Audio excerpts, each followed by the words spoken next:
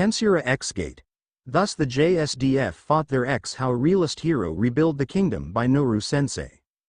Chapter 2 Excel Walter Pov. I'm currently looking out on the shore from my palace thinking about the past.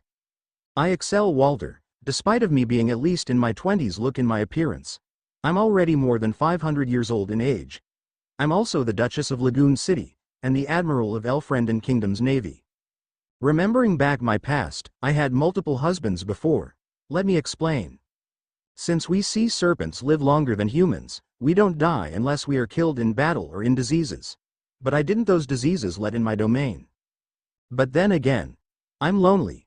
No, I have to stay strong for them. I am the oldest after all. Then suddenly someone knocks on the door. Excel-sama, may I come in? A servant said. I then fixed myself and looked at the door. Come in. I gave permission. The door then opened and the servant came inside. She bowed to me and went in front of my desk as I sit on the chair. There is someone who wishes to see you right now, she said. Who could see me right now? It can't be Canaria since she must be into Parnum right now for tomorrow's exam by that new King Soma. If it is not her then who might be the guest? I thought to myself. Who is the visitor? I asked the servant. It is a woman in her 20s with bluish silver hair and pure golden eyes. Excel-sama. The servant replied. A woman in her 20s with bluish silver hair and pure golden eyes? Wait, why does it ring a bell? I asked myself. Now if you are asking why does it ring a bell to me, that is because of my mother's story from a certain tale she once told me. This mother of ours is a true dragon. At first I thought about the Star Dragon mountain range, but I was wrong. My mother once told me. If you are lucky enough to meet her in the future, please just call her Okawa-sama, just like you call me. She is the mother of all races after all. So Excel, always remember our creator. She was said to have bluish silver hair and pure golden eyes that see through your very soul once you look into her eyes. Also she often likes to look like she is in her 20s or in 16 to 18 years old. Once that meets the description above and someone said to have saw her. Then that is her, our very mother, our Veer creator. My mother said to me as she pets my head and smiles. Her name was, then the flashback finished here. Excel-sama.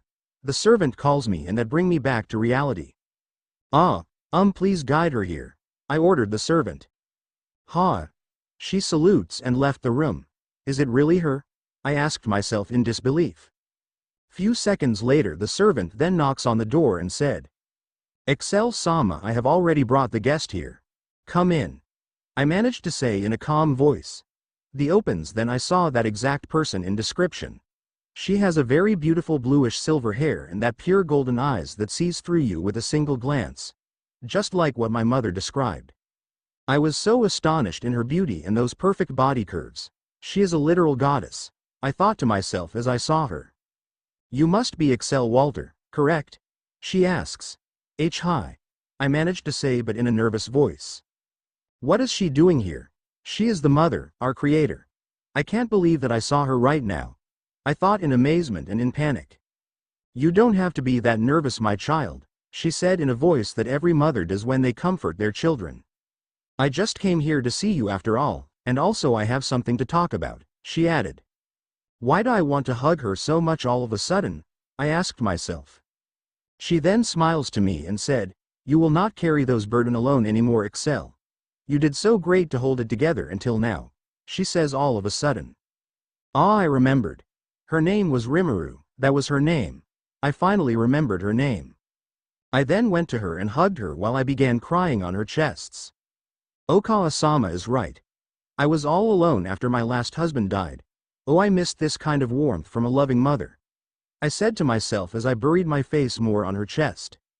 There now. Don't cry now, Excel-chan. I'm already here at your side. Okawa-sama comforts me while she pats my hair. I've been bottling these emotions up, Okawa-sama. I don't want to be alone again. I said to her as I cry. I am not going anywhere, Excel-chan. I will stay at your side, Okawa-sama said to me as she hugs me tight. Rimuru Pov. Excel cried a lot. She didn't notice that I already stopped the time momentarily to give her some more time to cry. To be honest, this is not bad to be a mother.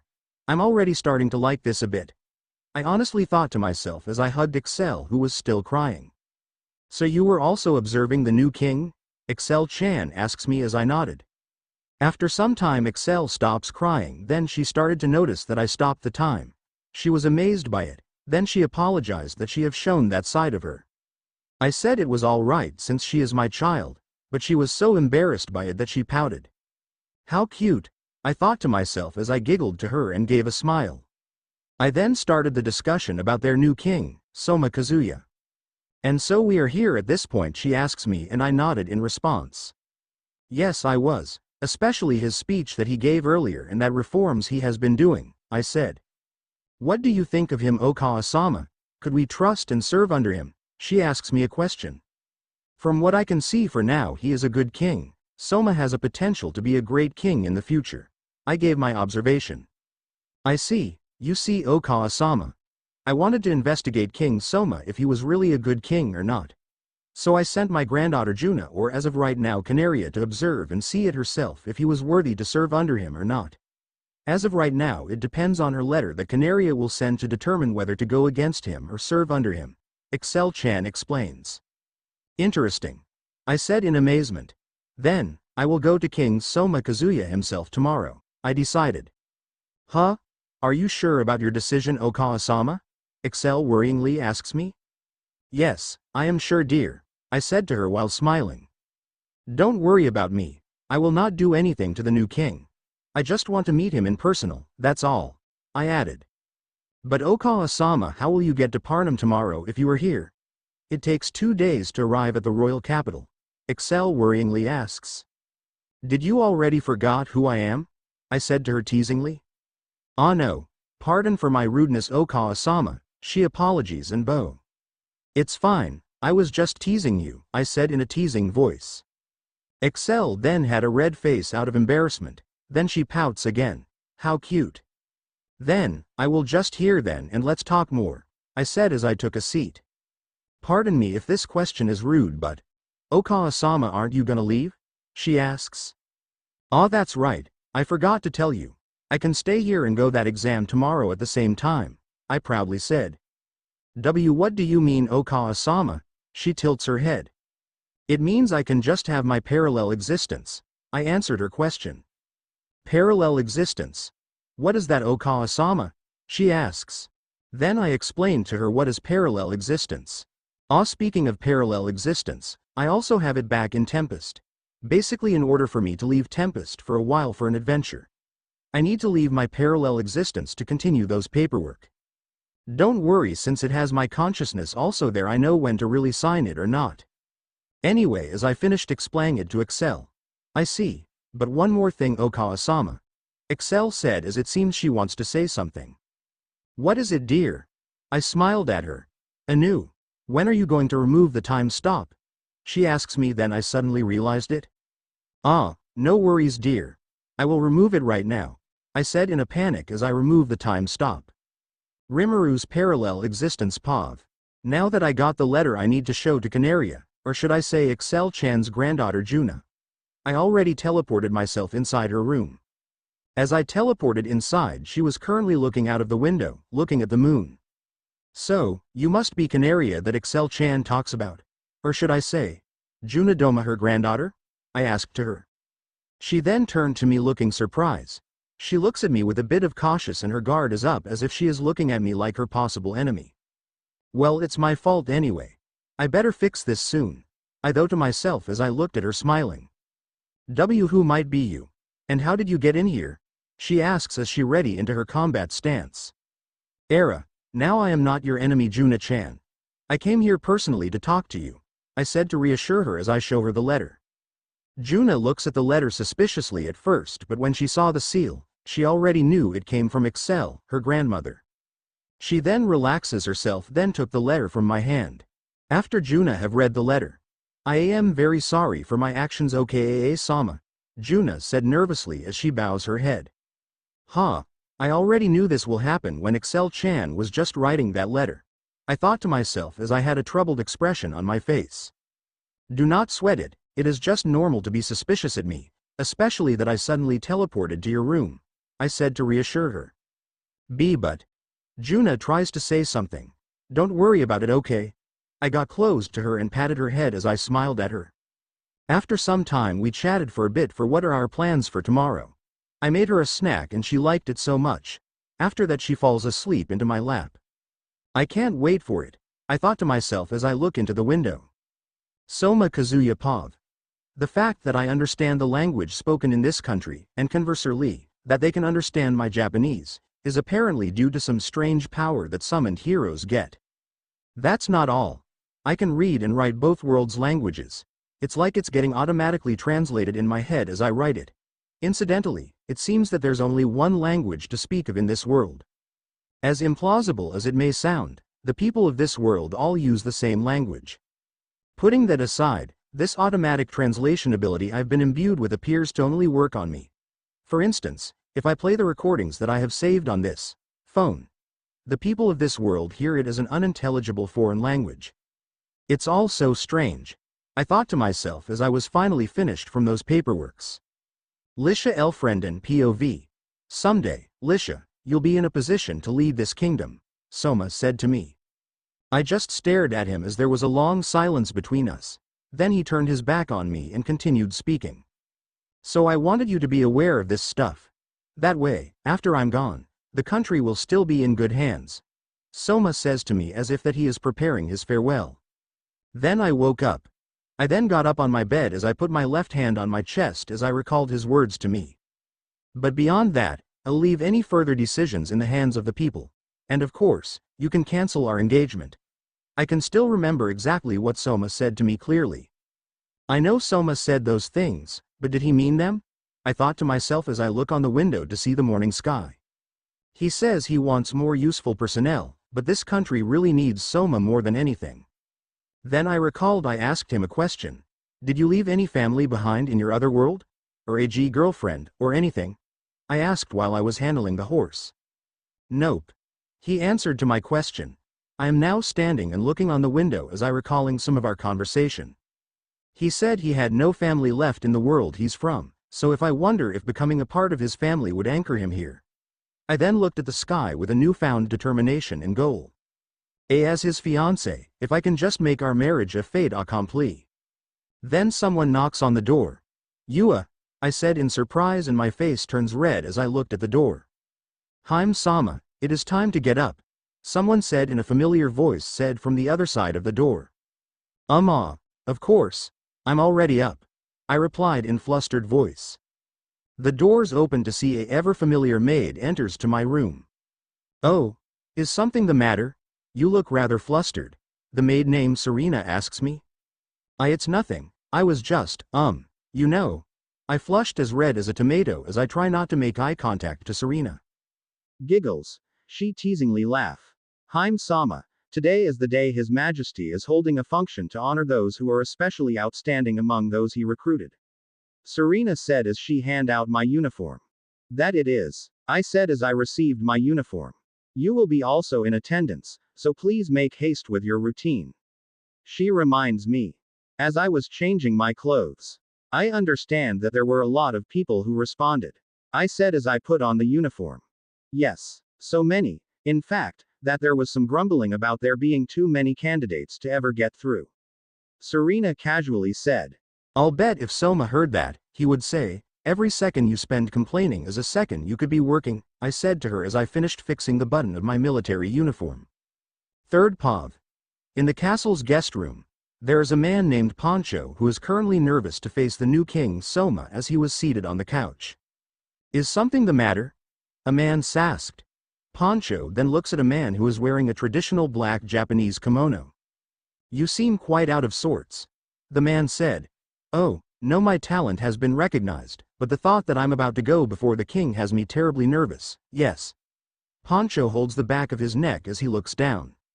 After all, my talent is. The man listened and had come to an idea to himself. Rimuru, parallel existence. Pav. I'm currently inside the chamber with Juna-chan and the rest. The only difference is that only Juna knows my existence while the rest do not. Also the rest of them except for the dark elf and me are kneeling in front of the king of Elfrienden, Soma Kazuya. Also one more thing, I am currently invisible to the others but not to Juna. I don't have any presents for them right now. That dark elf. Does she plans to be killed here? I thought to myself. You are in the presence of His Majesty the King. Bow your head. A knight seems to be the head of the royal knights said to the dark elf. Currently, this audience is being broadcast via crystal cast to the whole capital, towns, and villages of the kingdom. But that will be a different story. Anyway, back to the current situation. A man who is wearing green commoner's clothing and a bit big then do the Dagoza. Looks like that his nervousness is in this much. Well, I don't blame you though. I thought to myself as I look at the ordeal in sight. Such is not the custom of my tribe, so I ask your forbearance, the dark elf told them. Huh? The nervous man looked at the dark elf. He probably already realized it. I thought to myself as I tried my best to stop my laughter. Warriors of our tribe bow to no one but our master, the dark elf declared. What did you say? Be that as it may, the head knight readered in dislike. It's all right. Their king Soma said as to stop the head knight. The head knight looks at his king in worried expression. I'm the one who asked them to lend the kingdom their talents. We shouldn't be so uptight. Soma the king added. As your majesty desires. The head knight replies as he faces back to them. The rest of you, please stop bowing down. I am in the position of asking your help. Please, stand at ease. Soma said as he stands up out of his throne. The first one to stand was a man in black traditional Japanese kimono. Then as was followed by Juna, the wolf girl and the big man who was very nervous before, but not that nervous now. Less than master, you are wrong about the little girl. She is not just an ordinary wolf but she is a mystic wolf. Greater than Seal informed me. I then activated the thought acceleration by 1 billion times to have a short conversation with Seal. Greater than mythic wolf. Less than I asked Seal. Less than mystic wolf race are humanoid beings with partial animalistic characteristic of wolf ears and tail. This individual name is Tomo Inui. She and her family are members of this race. The mystic wolves currently have a monopoly on the production of miso and soy sauce. Greater than Seal explained. Greater than so they have soy sauce and miso here. Less than I interestingly said. Less than you are correct, master. However, Soma Kazuya and the others aside from Tomo and the individual named Poncho who was nervous earlier, knows that these exist. Greater than Seal gave the additional information. I then stopped the thought acceleration. By the order of His Majesty, the gifted of this nation have gathered themselves at the capital. The ones assembled before us are those who have shown exceptionally rare ability from among them. The elf who seems to be a prime minister, then paused for a second. Less than master, he is a half-elf named Marx. And you are correct, master, he is currently the prime minister of Elfrenden Kingdom. Greater than Seal commented. Greater than I see. Less than I casually said to Seal. We will now announce the talents these people possess, and present them with their awards. Lady Aisha Udgard, Dark Elf of the Sacred Forest. Please, step forward. As Marx, the Prime Minister said that, the Dark Elf named Aisha Udgard then took a step forward. Soma Kazuya Pav. A Dark Elf. I thought to myself as I am currently looking at the page where there is the Dark Elf race's description. Now why do I have a book, you ask? Well, I do not have them physically, but using living poltergeist. I can have my consciousness in there inside my room. Then I found the page I needed. Dark Elves. They rank as a minority within the Elfrenden Kingdom, and are a people possessing elevated combat skill. They live in the sacred forest, said to be guarded by divine forces, and are allowed autonomy over the forest as its protectors. A tribalistic group, they rarely interact with other races. It's nice to be able to read a book remotely like this. This living poltergeist thing sure comes in handy, I thought to myself as I smirk. This woman has demonstrated remarkable proficiency in combat. It is fair to say that her ability is foremost in the kingdom, and we commend her for that. Marx summaries it. The kingdom's foremost military prowess. I have high hopes for you, I told her. Sire, as I have been recognized to be without equal in the nation, is it true that I am to receive an award? She asks. Yes, that's what I promised. I told her.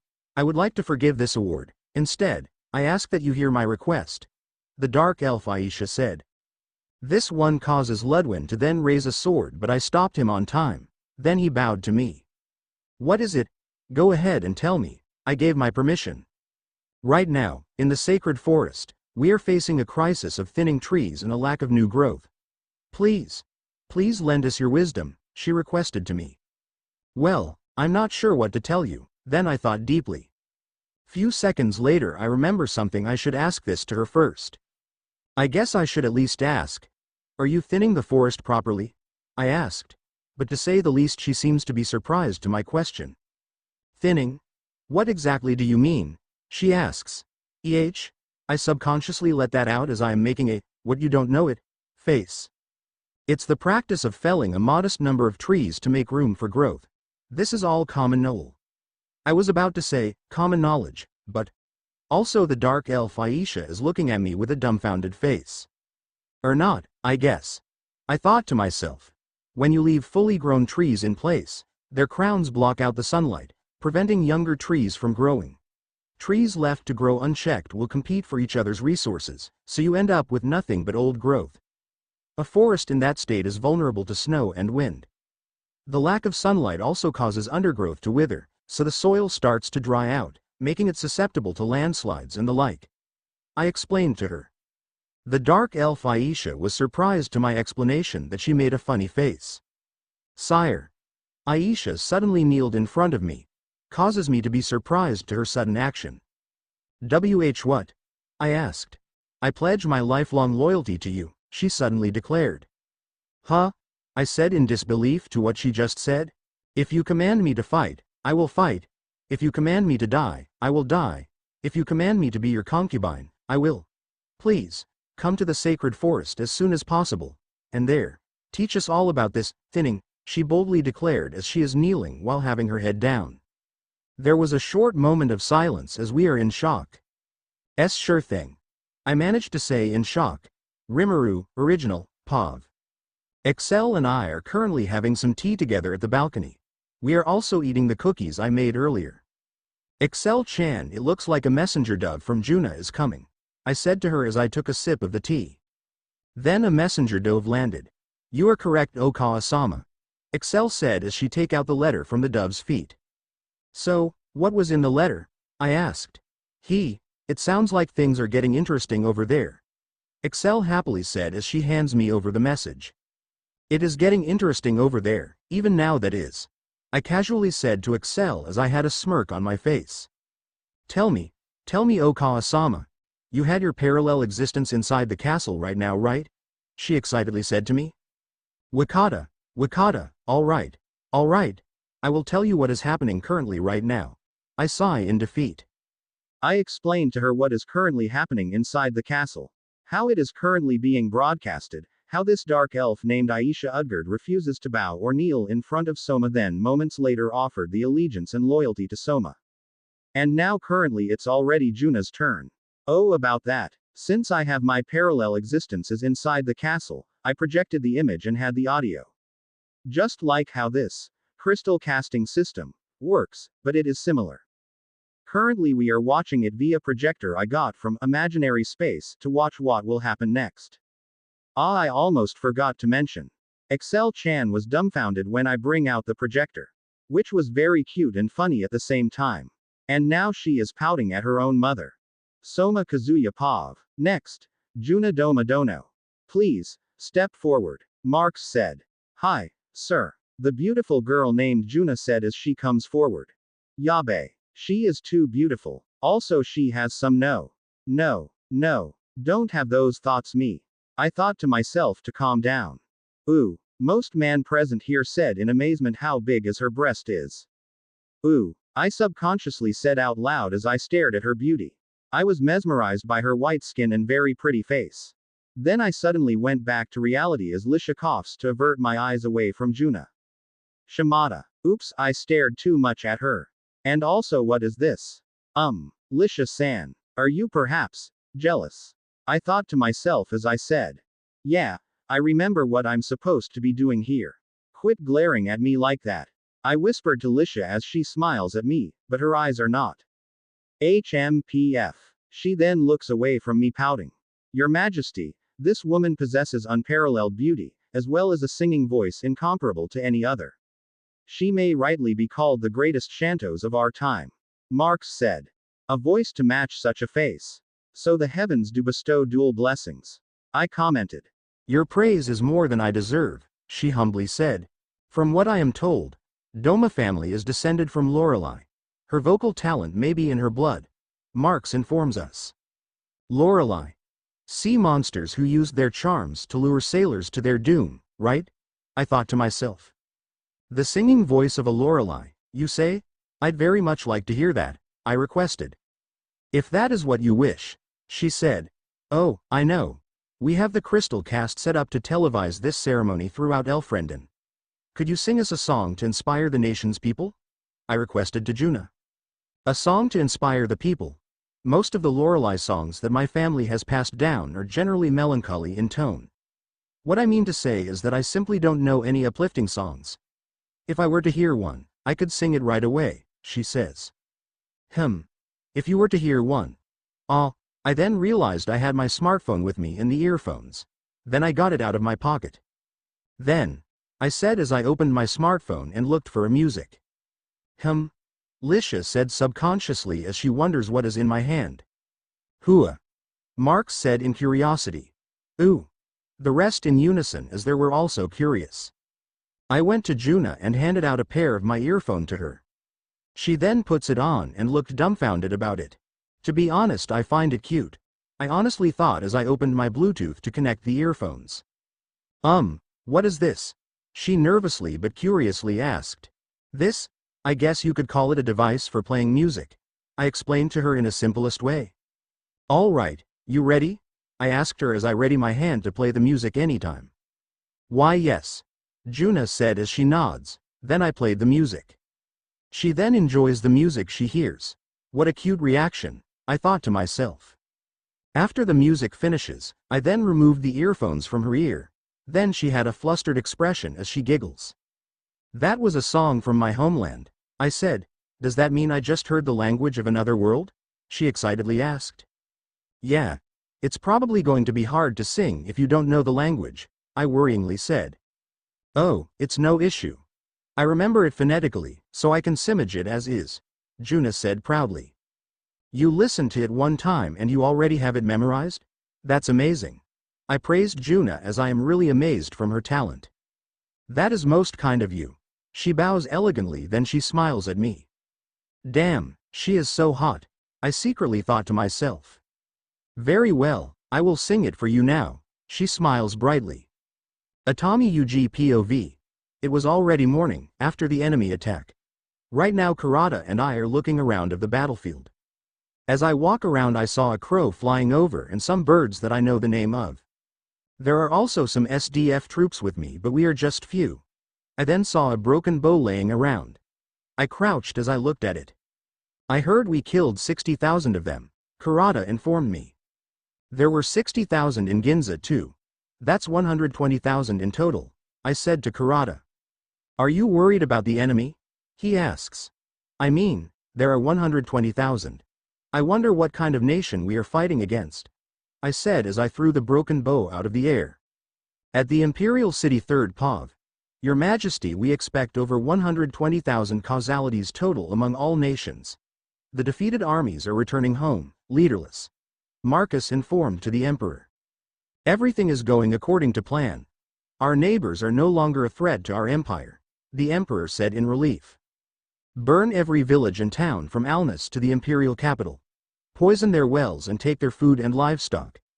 That will stop any army and leave them vulnerable, the Emperor ordered Marcus. Impulse strategies, I see. Defectors and the loss of tax revenue are quite worrisome, Marcus then complained. Defectors? The Emperor asked. There are motions recalled within the Senate, beginning with Marquis Castle, Marcus reported. Ha ha ha. This is the perfect chance to take care of the whole Senate in one go. Allow us to order the council to investigate, the Emperor said and ordered. Your Majesty, a woman said as she opens the door. The woman then enters the chamber and walks towards the throne. My daughter. What do you need? The Emperor asked his daughter. It's about Alnus, naturally. I have received news that an allied army has faced defeat, and the Empire's holy ground, Alnus Hill, has been occupied by enemy forces. What are you thinking at a time like this? The princess asked with a bit of high voice. We will use this opportunity to take back the hill. Marcus tries to explain. How selfish. What will that do against the enemy invasion? The princess asked Marcus furiously. Pina, you are correct.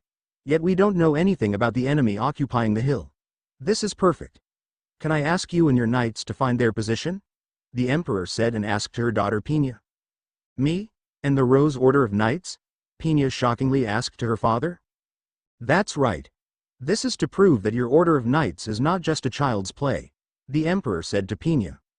Pina was upset from what her father just said to her knight's order. She was heavily insulted from this as she makes a furious expression. I understand, your majesty. Pina fixed herself as she kneels in front of her father. In the White House. What on earth is Japan doing? They went through all the trouble of getting to the other side of the gate, yet now they're just sitting there like turtles. Darrell complained. The self-defense forces must investigate the politics within the special region and determine key locations, the informer said. He. The gate is the new frontier. Surely, there are more resources on the other side than we can imagine. It must be a treasure trove. What do you think? Should we send our army in? Darrell asks to his cabinet. That may not turn out well. There are many nations who anticipate the defeat of Japan. Just let Japan take the risk for us, his advisor advised to Darrell. We should keep our country from being seen as an accomplice, Darrell said to his cabinet. Back to the special region, Atami Yuji Pav. We have come to the conclusion that investigating the people, industries, religions, and politics of this region is necessary, my commanding officer said to me. Currently I'm back at the camp, to the office's temporary headquarters to report. As of right now I am being tasked of something. An investigation? I asked. Good idea, I added. This isn't a game. You're going, he ordered. No way, I said. Huh? He dropped the papers in shock. Don't say I'm going alone, I added. Obviously not. First, we will form 6 deep recon teams. Your mission will be to lead one of them. Interact with the people in that town and determine their nature. If possible, create a friendly relationship with them, my commanding officer ordered. Okay, I guess I can do that, I said as I was scratching my head. Good. Great. First Lieutenant Atami Yuji. I hereby appoint you to be in command of Recon Team 3, he commanded. Well, after I left the headquarters tent I went to the location where my team is waiting for me. Fall in, a soldier said. Then all of them stood up straight while a familiar man saluted to me as he says. Recon Team 3, reporting for duty, hey. I then saluted also. Ito. I then first looked to all of the Recon Team 3 members. The list of Recon Team 3, First Lieutenant Atami Yuji, gender, male, age, 33, team leader, team captain. Sergeant Major Kuwahara Tsuchiru, gender, male, age, 50, second in command. Master Sergeant Nishina Tetsuya, gender, male, age, rifleman. Sergeant First Class Tomita Akira, gender, male, age, 27, rifleman. Sergeant First Class Kurikawa Mari, gender, female, age, 23, combat medic. Sergeant First Class Kuribayashi Shino, gender, female, age, 24, close combat specialist. Sergeant Kurata Takeo, gender, male, age, 21, driver. Sergeant Azuma, gender, male, age, driver. Leading Private 2, gender, male, age, rifleman. Leading Private Tozu Daisuke, gender, male, age, rifleman. Leading Private Katsumoto Wataru, gender, male, age, heavy weapon specialist. Leading Private Sasagawa Hayato, gender, male, age, M2HB gunner. Leading Private Furuta Hitoshi, gender, male, age, rifleman. Leading Private Higashi Azuma, gender, male, age, driver, rifleman. 2 Amatami, commander of the Special Region Recon Team 3. I nervously introduced myself. All because I missed a train in Yurikamome that day. Now I'm a squad commander. I murmured it to myself in a low tone of voice. Well, how about we get going? I said. Just who is this guy? I heard Kuribayashi murmured it out. I decided to just ignore it. Let's go. My second-in-command Kuwahara-san ordered to the rest of the team to move out. We all then rode and left the headquarters. All of the soldiers who were watching the perimeter saluted to us as we set off. After some time and silence, we arrived at Koda village. Mari was chosen to interact with the villager first so that they wouldn't be so tense. The kids liked it as they laughed. Then we already talked to the village chief. There was actually one more village just down to the forest, and it was quite a drive. So we left the village to go into that other village. When we arrived the supposed forest in there, we saw a flame dragon destroying some. As I looked into my binoculars I joked to Kuribayashi saying, "Kuribayashi-chan, could you go with me on this one?" as to tease her. "Hell no," she coldly replied. Then suddenly Kuwahara-san said to me, "Captain, isn't that supposed to be a village in that forest?" Then the shock and silence was there for us as we realized that we were watching the doom of the village. Rimuru, Parallel Existence, POV. I'm surprised that Juna can just memorize the whole song by just hearing it once. I thought to myself in amazement as I am proud to Juna. She then starts to sing. I'm not afraid of getting hurt. But I'm not strong, either. I just don't want to regret not being able to do anything. Juna then have a short pause. Everyone including me were surprised and impressed from Juna's voice. Oh yeah, I forgot to mention, I and Soma currently understand what Juna is singing right now but the rest do not. That is because the one Juna is singing right now is in Japanese. Only Soma and I can currently understand Japanese since we are both from Japan. Well, for my case now is different though. I am not a Japanese anymore since I got reincarnated. From being a slime, now I became a true deity with omniscience and omnipotence. In Soma's case he got summoned here in this world. That is the only difference we had. I thought to myself. Here we go. Go. I'll just run on and let nobody stop me now. I want to find my future self and give her a reason for life. As Juna finishes singing she then bowed and the whole audience clapped their hands for her wonderful performance. Thank you so very much for listening to my song, she thanked everyone. No, I should be thanking you. You have a wonderful singing voice, said Soma as he praises Juna.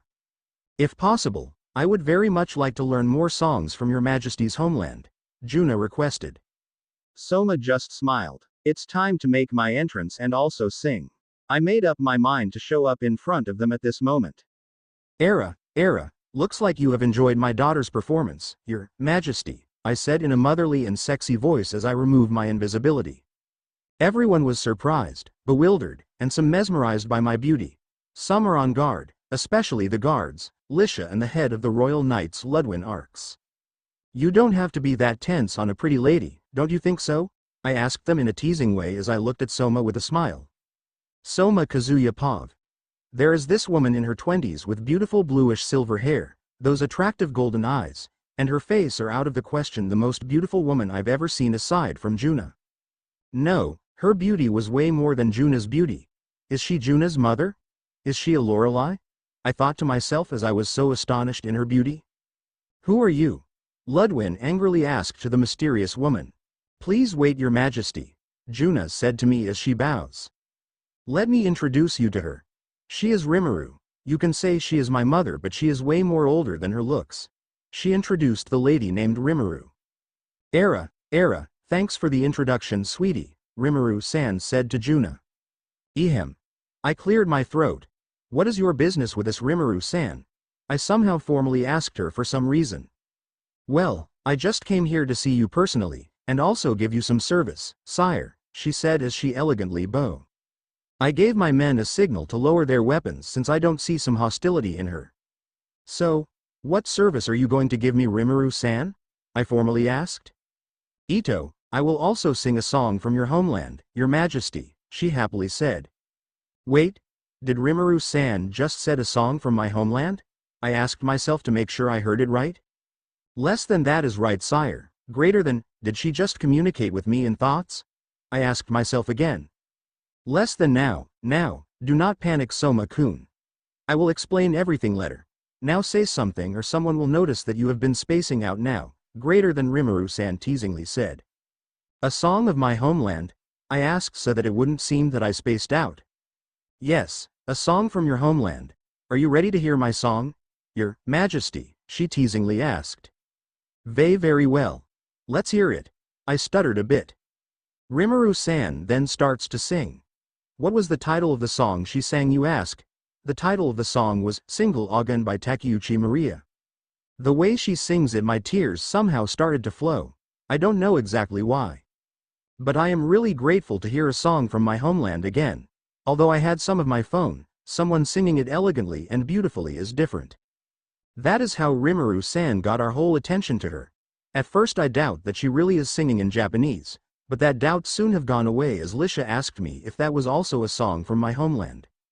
I also forgot to mention because I was so moved by Rimuru-san's singing. There was also music in it. There are also some people who just got out of somewhere started to play the instruments. It was so beautiful that it made me remember my grandfather who just died until recently. As she finishes singing the song, all of the people then suddenly vanished like they were never there as Rimuru-san bows and everyone clapped their hands at her performance. Roroa Amidonia POV. I was currently reading a report coming from one of my spies in Elfrienden Kingdom.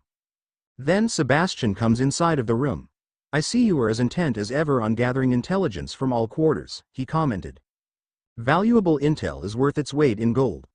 Information is a merchant's lifetime, after all, I said to Sebastian as I read the letter. Has there been any news of interest? He asks. It looks as though this new Elfrienden King is doing a massive nationwide recruiting drive, I answered. Does that mean those moldy old nepotistic retainers weren't up to snuff? Sebastian asks again. Sure seems like it. Though we're honestly in a bit of a glass house ourselves on that front, I said as I laid my back on the chair. He said as he thinks. Then again, when someone is truly gifted, they'll be the one judging their employer, I commented. Third POV. His generosity ascending to the Dark Elf War Maiden's request did not disappoint. I look forward to seeing how he will employ the Lorelei-descended Shantos and her mother. I suppose I could say, however, the true test is about to begin. The man in black traditional Japanese kimono thoughts to himself as he looks to the nervous Poncho. Next, Sir Poncho Panicata of Pot Village. Please, step forward, Marx the Prime Minister said. Why yes, Your Sirness, yes, Poncho starts to walk but he tripped himself due to his nervousness. But Rimuru who saw it didn't let it happen and intervened a bit that people can't see. She used magic to help him. Oh, please excuse me, Poncho said nervously. Giggles. The one who was giggling was none other than Rimuru herself. Ahem. Marx cleared his throat as to signal Poncho to fix himself in front of the king, in which he did. This man boasts a talent for eating. Many volunteered with alleged gifts of gluttony, but there were none who could best this man. Further, his quest for food has been no ordinary one. He has traveled the world over, sampling the specialties and delicacies of every region, and he claims to have eaten just about everything there is to eat. Marx finished the summaries of Poncho. Just what I needed. Soma suddenly stood up from his throne in happiness. Thank you for answering my call. Soma then walks to Poncho who was nervous and shaked his hand. I've been waiting for someone like you, he proudly said. Poncho said in surprise. More than any of the other talented people here, I'm delighted to have you PN board. Soma proudly said to Poncho. Why, Your Majesty. I is delighted that I'm here.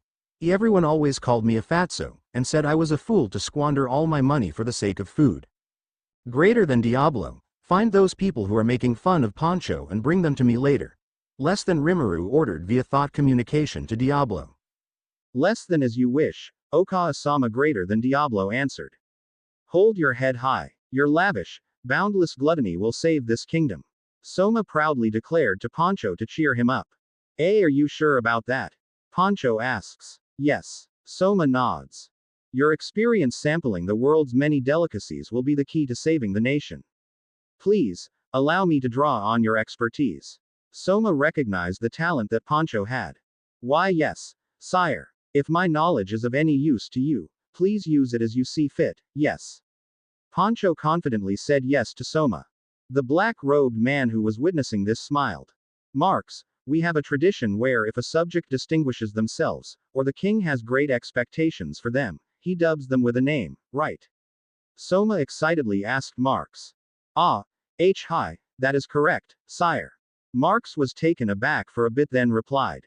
In that case, Poncho, I grant you the name, Ashizuka. Soma declares. Poncho was taken by surprise. In my homeland, it was the name of an insatiable seeker and advocate of food. I trust you will work diligently to live up to this name. Soma declared and said to Poncho to live up to the name, Ashizuka. The sight of King Soma receiving Poncho was sent throughout the nation, and thereafter, many people of talent thought to themselves, if someone like that can make the cut, then what am I waiting for? And made their way to Elfrenden. Your Majesty, these preceding three all nominated themselves, but the next man was a referral. Marks informed Soma. Oh, Soma said in keen interest. And now, Sir Hakuya Kwanman.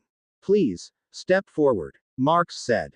Yes, sir. The black-robed man in a traditional Japanese kimono named Hakuya said as he came forward. This man has exhibited a talent for intellect. It is believed that his knowledge and memory are unrivaled in the kingdom. Marks summaries the description of Hakuya. You were put forward by another. Who recommended you? Soma asks. The uncle I live with said that I was getting too old to sit around reading books, and that I should go out and be a productive member of society. He volunteered me without asking. Hakuya answered Soma's question. You were basically saying that, get your ass out of here you nerd, kind of way huh?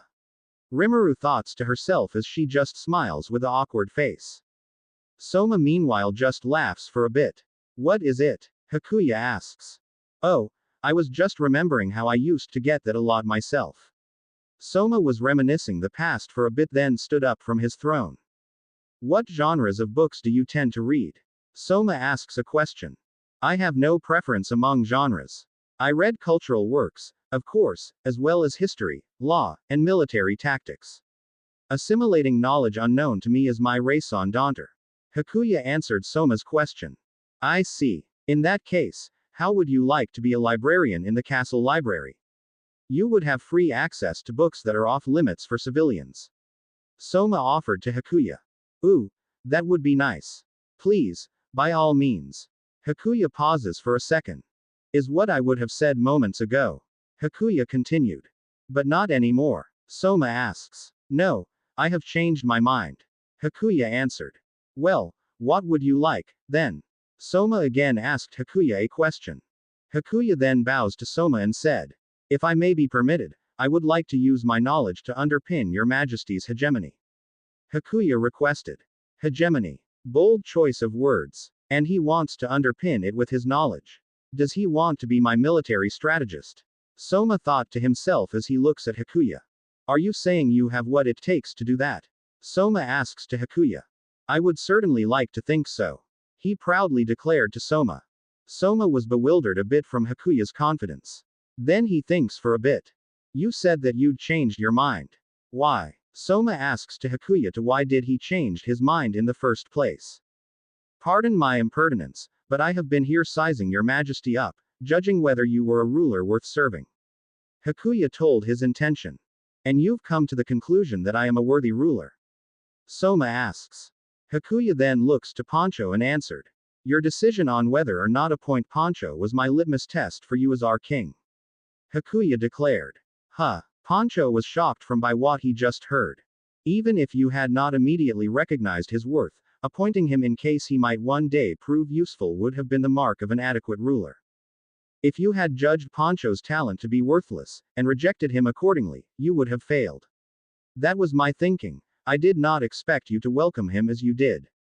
It was a most pleasant surprise. Your Majesty, you understand what is the country mostly needs right now. Hakuya summarizes what was his test all about to everybody present. Lisha was surprised by this, the rest are also the same. But some of them are king. How dare he questions the king. Rimuru meanwhile finds this interesting and entertaining at the same time. Lastly, Soma's reaction for this is that he was a bit shocked at this. But then he thinks of it that it was normal for the employee to think like this. I do believe that, just as you say, I understand the needs of this country. But are you the sort of retainer that I need? Soma smirks a bit as he asked that question to Hakuya to see what he will answer. I would like for your majesty to make that judgment. Hakuya confidently replied to Soma. Then there was a brief silence between them. Lisha was a bit annoyed from what Hakuya answered. Poncho meanwhile was all nervous from this, and the rest were scared, or cannot determine what just happened.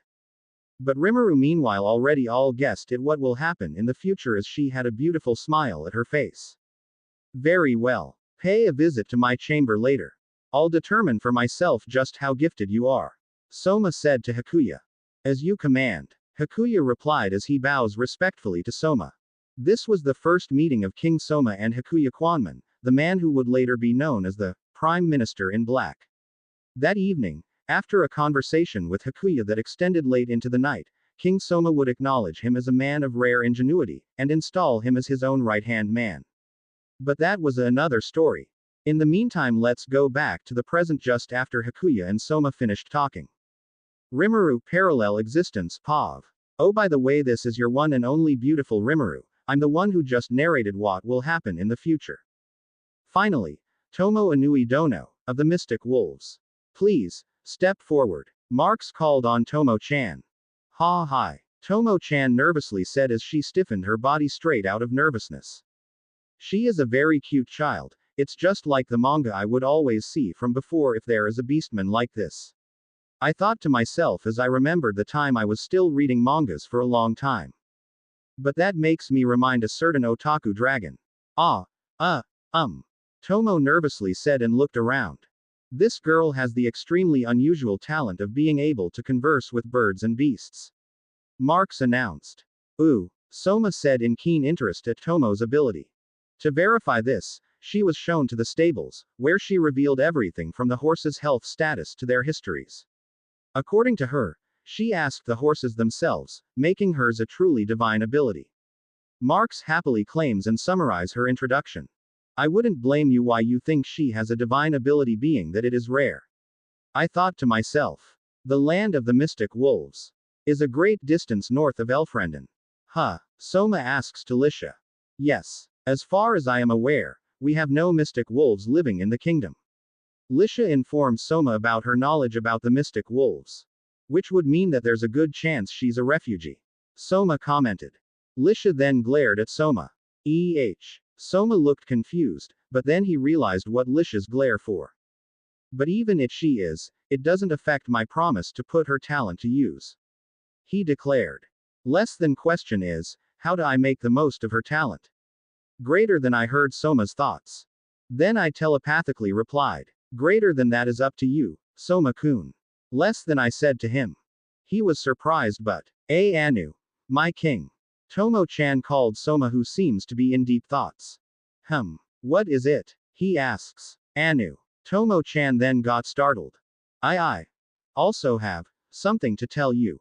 She nervously said. You have something to say to me? Soma asks to Tomo-chan. That's quite all right. Go ahead and say it.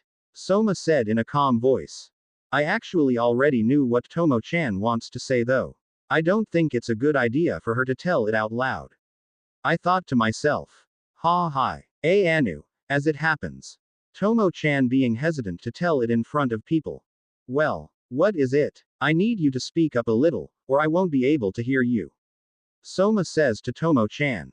Soma-kun, please take the hint. Tomo-chan is being hesitant to tell something because it can really change something big. I thought to myself as I watched this to go unfold. Anu. Tomo-chan then looks down as she knows what will happen if she was heard. Greater than Soma-kun, just go near to her.